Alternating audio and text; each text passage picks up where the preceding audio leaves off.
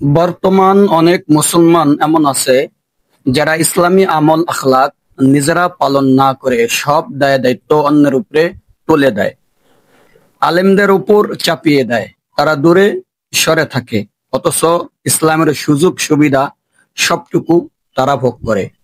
আসসালামু আলাইকুম ওয়া রাহমাতুল্লাহি ওয়া বারাকাতুহু।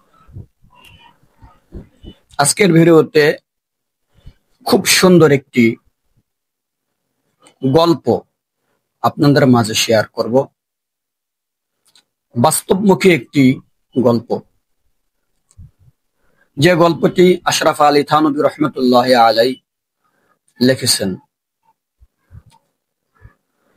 গল্পটি হলো দুই বন্ধুর ঘটনা।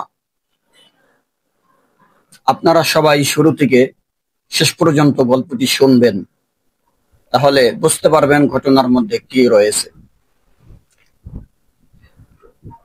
তো ভূমিকায় আমি যেটা বলেছিলাম, কিছু মানুষ আছে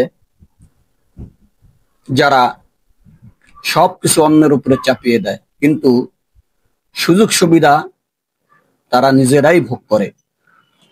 এদের উদাহরণ হলো সেই দুই ব্যক্তির মতো যারা এক সফরে যাত্রা করেছিল। রাস্তায় দুইজন ক্ষুধার্ত হয়ে পড়েছিল।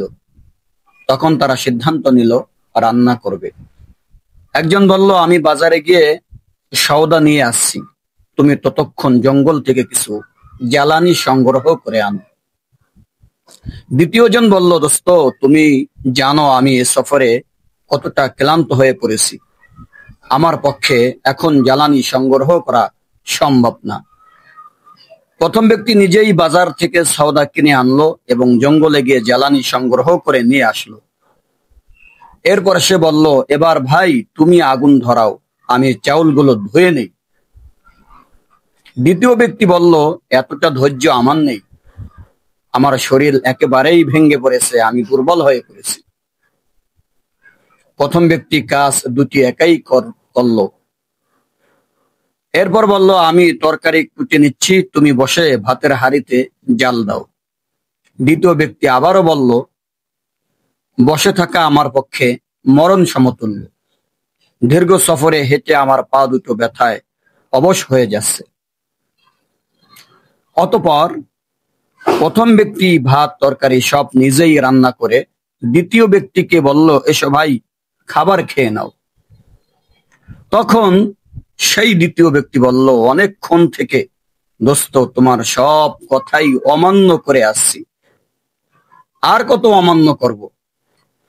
বারবার তোমার কথা অমান্য করতে আমার লজ্জা লাগছে, অন্তত তোমার কথাটা অমান্য না করে খাবারটা খেয়ে নেই। এই হলো অবস্থা আমাদের বর্তমান সমাজের কিছু মানুষের। যা কিছু করা দরকার, যত আমল আখলাক, কিছু মানুষ মনে করে এগুলো হুজুরদের কাজ, হুজুররা করবে, আলেম সমাজ করবে, আমরা করব না। ফলে